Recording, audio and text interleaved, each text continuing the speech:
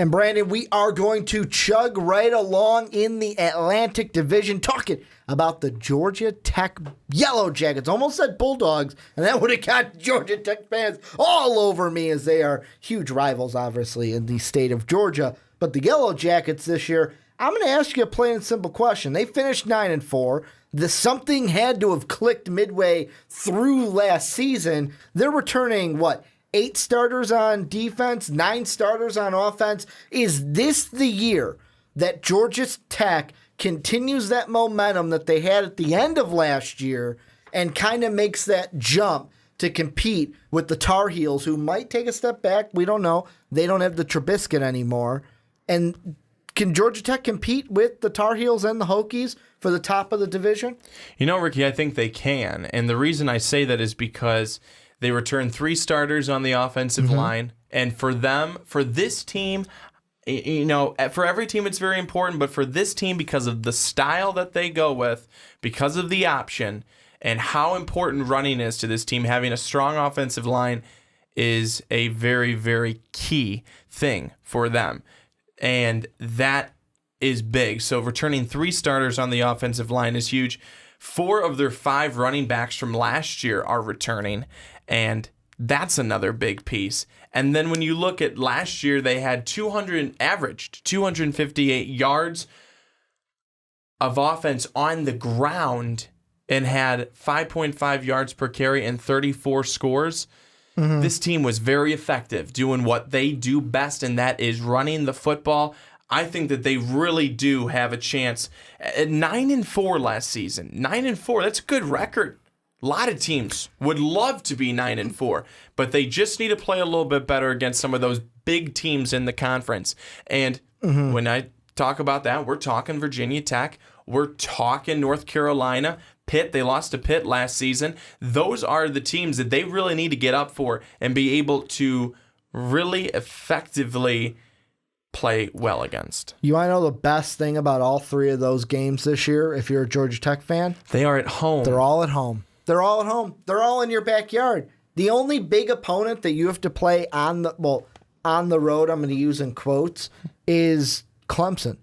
That's the only road game that's really your toughest. I mean, Miami's in there too. Okay, Miami and Clemson, I'll say. But I use air quotes because technically your first game of the season is a road game. But it's a road game for both teams. That's why it's called a neutral site game. They're being bold. They're starting Monday night, September 4th. Let's go play Tennessee. Let's play Tennessee in a neutral site game to start the season. And they're hoping that Tennessee doesn't have the magic they did last year to get those wins at the beginning of the year. Well, they don't have Joshua Dobbs anymore. I mean, we're going to get to the SEC in a later podcast, but they don't have Joshua Dobbs, so they're going to be going through questions. Butch Jones is a guy who's always in.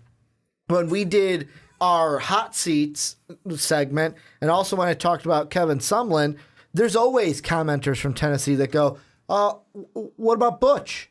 What about Butch from Tennessee? Shouldn't he be on the hot seat? Like, each and every year, it's you put Butch Jones on the hot seat because that's just what you do. And that's bold for Georgia Tech to start with Tennessee, start with that SEC opponent right out of the gate. But like you said, you got to beat Pitt, you got to beat North Carolina, you got to beat Virginia Tech. I think that Miami, though, that's going to be the big game for them because not only is it on the road, Miami this year, and we're going to get to them later in this podcast, they're the ones that I am going to keep my closest eye on in this division because last year we expected big things, especially with Mark Richt coming over from Georgia. He's a coach that is familiar with the Georgia Tech Yellow Jackets, but also this Miami team. A lot of people are kind of expecting them to also turn the corner and turn the page and be a tough, reputable opponent to maybe go and win this division this year. Or maybe that's me kind of speaking too high of them. But Georgia Tech, the big thing for them, question-wise, that I look at, obviously I'm an offensive guy first and foremost, and I'm a quarterback guy.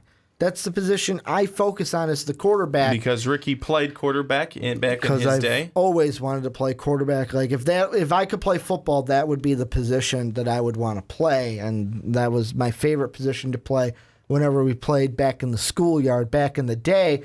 But really, they've got two choices in Georgia Tech land.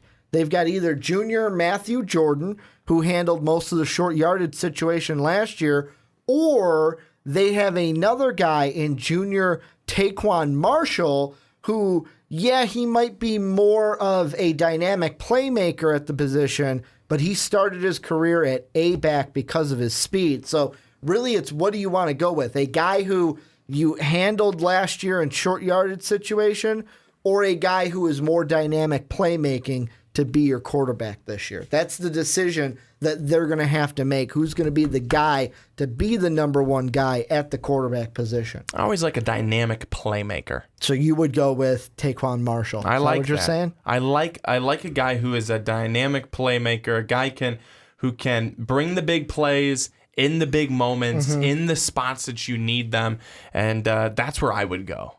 That's what I would be leaning towards if I'm them. The thing that I'm unsure about, and maybe because it's a triple option, it doesn't matter, but I look at him being, he was in that career as the running back, the A-back, because of his speed. I look at that and I go, what if you do need to pass the ball? Is he going to be the guy you're going to be confident doing that, or do you want it to be Matthew Jordan, who has been there in the position, has played the position, and isn't a running back moving back over to quarterback? So that's something where obviously you can mix and match all these, because obviously, like you said, running the ball is their main priority with this offense. How about the defense? How does that shape up for the Yellow Jackets this season? Well, the defense for them is one thing that they've definitely have to get better at, is it being able to make stops on third downs. And for them, that's such a huge thing when they want to try and stay on the field offensively as much as they can. Defense, you want to come out there, get the other team off the field as quickly as possible, and be able to make those stops. And in 2015, they allowed teams to convert just 36% of the time on third down, and last year it was much higher at almost 50%. And they need to do a much better job of that. And if they can do that, and that means that their defense is keeping opposing offenses from scoring and limiting their scoring and keeping them off the field, and their offense is on the field and just carving them up on the ground and just eating that clock, that's what they live by, is being able to eat up that time. That's their game plan, and if they can't do that, they will not succeed. I think that the defense, if they can do that, be a little bit better on third down, and get back to where they were a couple of years ago in 2015 with that percentage, or even around 40%, would be a lot better than what they were last year. And I think being able to keep the ball in the hands of that offense is extremely important, especially for a team like Georgia Tech. And the thing that I do like is I like their schedule this year. And I mentioned before Tennessee being the number one team, kind of that confident, like, hey, we're going to go out and try to punch you in the jaw right away, get a big win. But right after that, they get the two cupcake games, Jacksonville State, who some people might say, hey, don't sleep on Jacksonville State. They almost beat Auburn a year or two ago, almost upset the Tigers. Don't sleep on, I want to say it's the Jacksonville State Gamecocks. I think that's what they're called. The Gamecocks is their mascot, but they also go to Central Florida, which I don't really think that's going to be a tough game for them, and it is the Jackson State Gamecocks. I had to correct myself on that one, that I know my mascot knowledge up here, but I like how all of their games are pretty much spread out. Clemson on October 28th, Virginia Tech 2 weeks after that. You get that Virginia cupcake game in the middle. To me, the only rough stretch that they have is September 23rd to October 12th, where you get Pitt on Saturday. Then a week later, you get North Carolina, but both of those are at home. However, you look at that next one and you get the October 12th, the Thursday game. You're going up and you are playing. So you get basically a week and a half before you play them. You're going to Miami. So you get the week to week, but then that week and a half, because that next game is on the Thursday following the week, and then the next Thursday, you get to play Miami. So you get that week and a half before you play a tough opponent. I want to ask this question really quick, Ricky, and it really doesn't have a dang thing to do with Georgia Tech. Okay.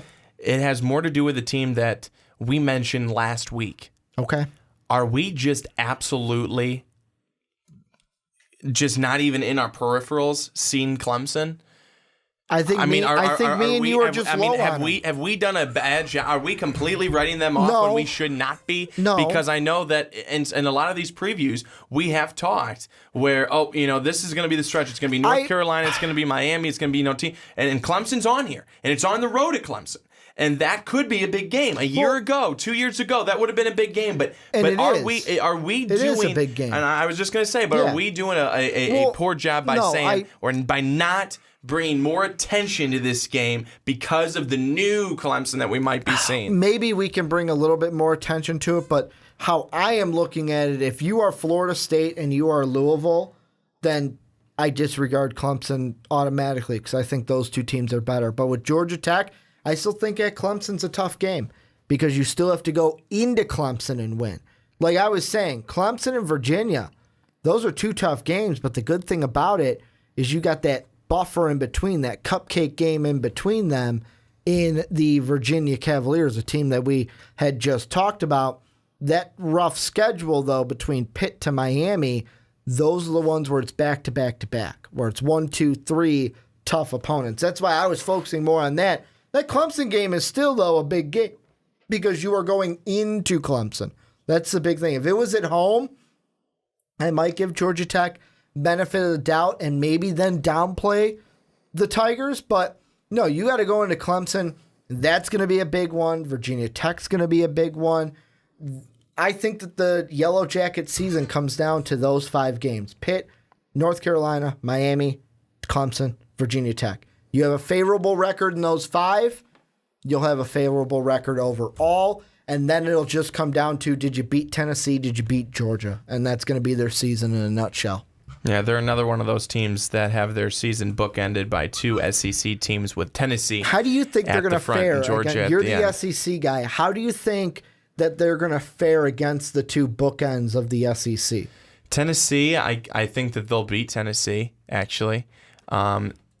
Georgia, that's an interesting one and a tough one because I think Georgia, their quarterback, Jacob Eason, I think that he's making some strides this year. Georgia Tech beat him last year. And so a little bit of revenge game. They did. Mm-hmm. I see Georgia making some good strides this next season and being better than what they were last year. So I would say Georgia is a team to watch out for in the SEC. So it could be a pretty darn good game and a tight one. Well, and any last thought? I have nothing left to say about the Yellow Jackets. Like I said, comes down to those 5 games for me: Pitt, North Carolina, Clemson, Virginia Tech, and then the last one I'm missing is Miami. Those are the 5 games that it comes down to. Yes, it comes down to the 5 good teams they'll play this season. Any final thoughts on Georgia Tech before we move on in our our Coastal preview? No. Well, no, I think we got it. This is where we turn it on to you guys. Let us know down below. What do you guys think? Let us know in the comment section. What do you think about the Georgia Tech Yellow Jackets?